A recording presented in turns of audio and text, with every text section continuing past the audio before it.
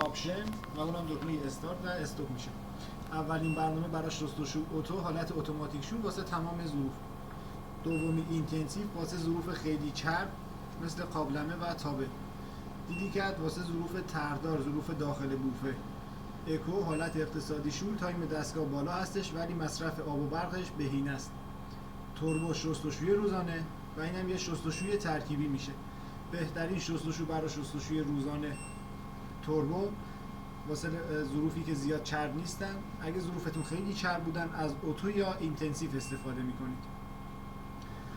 دکمه اینتنسیو رو 3 تا 5 ثانیه نگه دارید، میره رو حالت برنامه تاپ کلین یا ماشین کلین. پودر جیمگیر 6 ماه یه بار میپاشید داخل دستگاه، یه قاشق میپاشید داخل دستگاه. برنامه‌شو انتخاب کردی، استارت میزنید، دستگاه رو واسهتون جیمگیری میکنه، سیستم تخلیه‌اش هم پاکسازی میکنه. اکو رو 3 تا 5 ثانیه نگه دارید، میره رو حالت میوه شور یا آبکشی. خواستید میوه بشورید از این حالت استفاده میکنید، خواستید ظروفتون یه بار آبکشی بشه بعد شستشو شروع بشه باز از این حالت میتونید استفاده کنید. توربو 3 تا 5 ثانیه نگهش دارید، میره رو حالت اکسپرس، پایینش زده اکسپرس، میره رو حالت سریع شور، 1 ساعت و 20 دقیقه تایمش میشه. خواستی سریعتر واسهتون بشوره، اکسترا درای هم قطع کنید، تایمش میشه 38 دقیقه.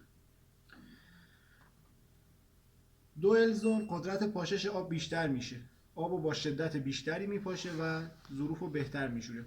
هالف لود انتخاب طبقه رو بعضی از برنامه‌ها کار میکنه. اینکه یه زمانی ظروفتون کم هستش یه طبقه رو پر میکنید شما، یا طبقه بالا یا طبقه پایین رو پر میکنید. اینجا با چراغ نشون داده فلش بالا سبد بالا و فلش پایین سبد پایین. هر کدوم رو پر کردید چراغش رو روشن کنید و استارت بزنید، اون طبقه رو فقط براتون میشوره. انرژی سیور رو برنامه اکو کار میکنه، تا حد امکان مصرف آب و برق دستگاه بهینه میشه.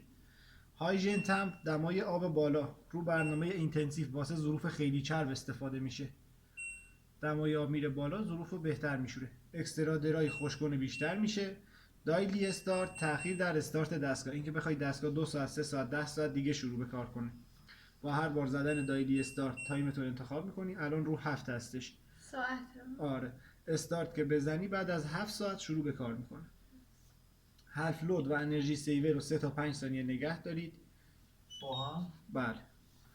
دستگاه پنلش قفل میشه، فقط خاموش و روشن کار میکنه که دوباره روشن کنی دستگاه باز قفله. باید 3 تا 5 ثانیه نگه داری قفلش باز میشه. یه زمانی اشتباها دستتون خورد یه برنامه رو استارت زدید، خواستید کنسل کنید یا اینکه کلا دستگاه رو خاموش کنید، دکمه استارت رو 3 تا 5 ثانیه نگه دارید، تایمش صفر میشه، آب اگه داخل دستگاه باشه تخلیه میشه و میتونید دستگاه رو خاموش کنید یا اینکه از نو بهش برنامه بدید. چراغ مایع جلو دهنده، چراغ خودشور، چراغ قفل کودک و چراغ نمک.